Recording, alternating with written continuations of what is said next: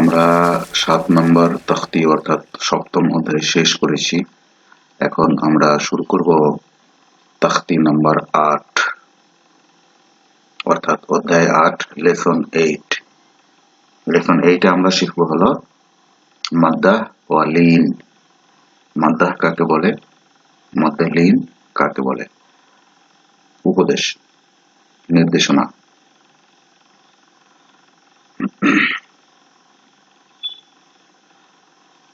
हर्फ मद्दाह अलिफ वाव या ये तीनों हरुफ मद्दाह कहलाते हैं। अर्थात अलिफ वाव या के हरुफ मद्दाह बोला है। अगर अलिफ से पहले सबर हो तो अलिफ मद्दाह, और वाव साकिन से पहले पेश हो तो वाव मद्दाह, या साकिन से पहले जेर हो तो यह मद्दाह।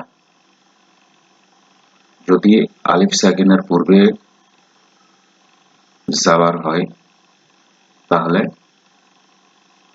আলিফ মাদ্দা, ওয়াও সাকিনের পূর্বে পেশ হলে ওয়াও মাদ্দা, ইয়া সাকিনের পূর্বে জের হলে ইয়া মাদ্দা বলা হয়।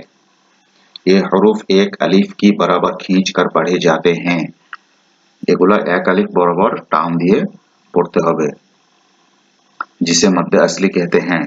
এটাকে মধ্য আসলিও বলা হয়। যেমন বা, बू, बी। और उन हरुफ मद्दा के बाद अगर सबब मद हमजा और सुकून असली या वजह वक्फ हो तो लंबी मद होगी, जिसे मद फरई कहते हैं। यदि हरुफेर परे सबबे मद हमजा আসে, যেটাকে আসলে সুকুন বলা হয়, তাহলে এটা আরো লম্বা হবে।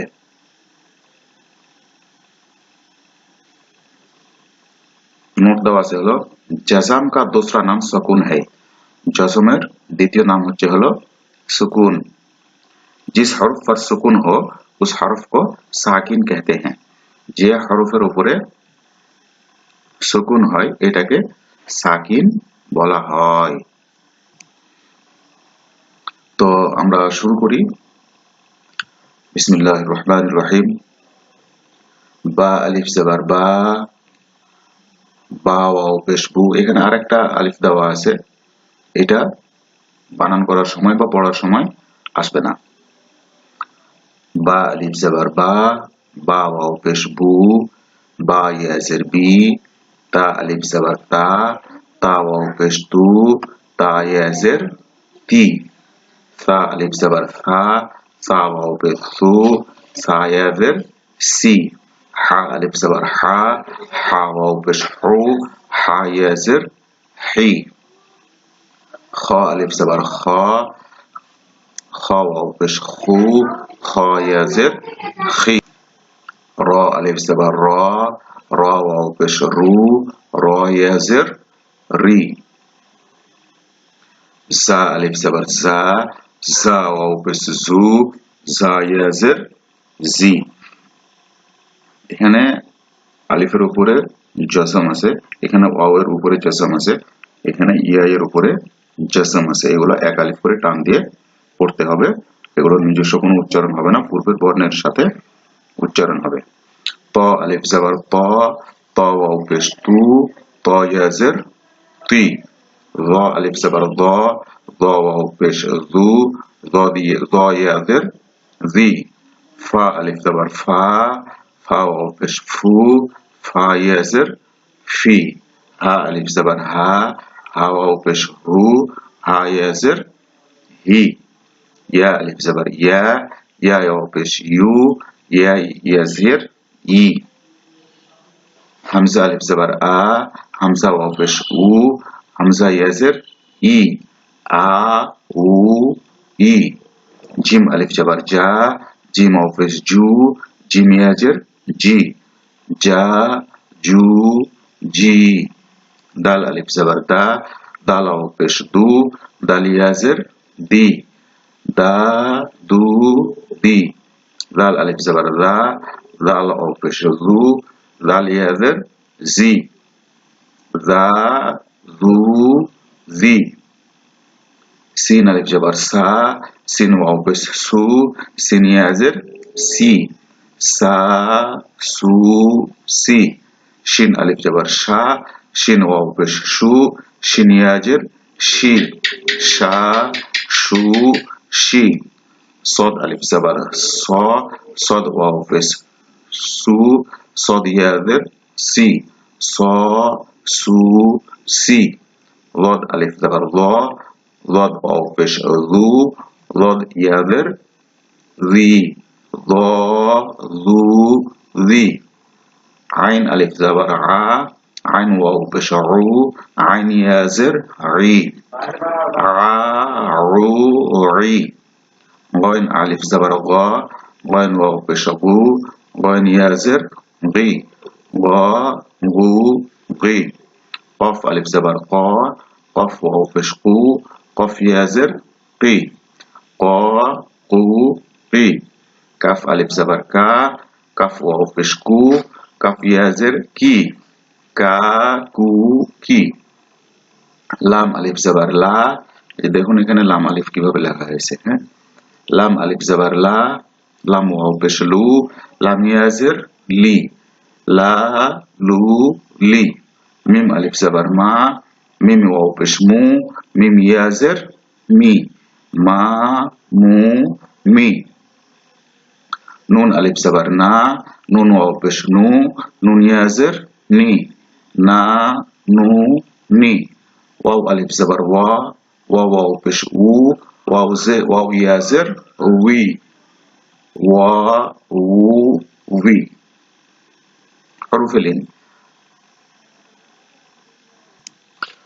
حروف اللين या और वाव साकिना से पहले जबर हो तो ये हरुफ लीन कहलाते हैं ও ইয়া আর ওয়াও যদি সাকিন থাকে এবং এদের পূর্বে যদি জাবার থাকে তাহলে এগুলোকে হরফে লীন বলা হয়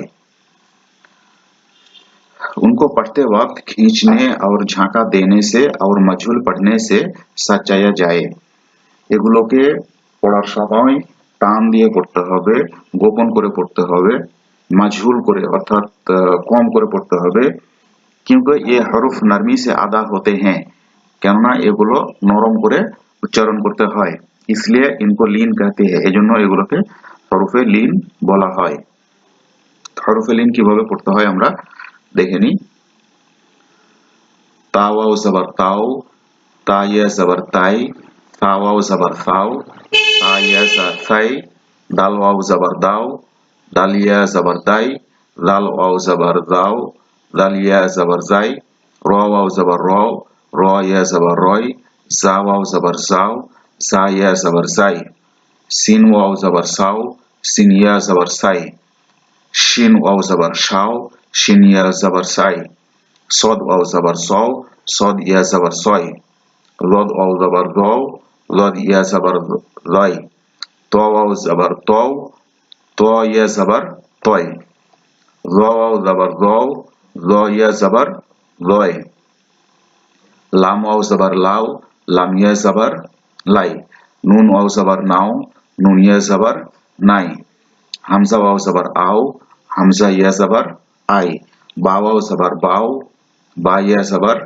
बाई जिम वाव जबर जाओ जिम या जबर जाई हावाव जबर हाव हा या जबर हाई खावाव जबर खाव खा या जबर खाई आइन वाव जबर आओ आइन या जबर आई गाइन वाव जबर गाव गाइन या जबर गाई फावाव जबर फाव फा या जबर फाई कफ वाव जबर काव कफ या जबर कॉय काफ वाव जबर काव काफ या जबर काई मीम वाव जबर माव मीम या जबर माई वाव वाव जबर वाव वा या जबर वाई हा वाव जबर हाव हा या जबर हाई या वाव जबर याव या जबर ইয়াই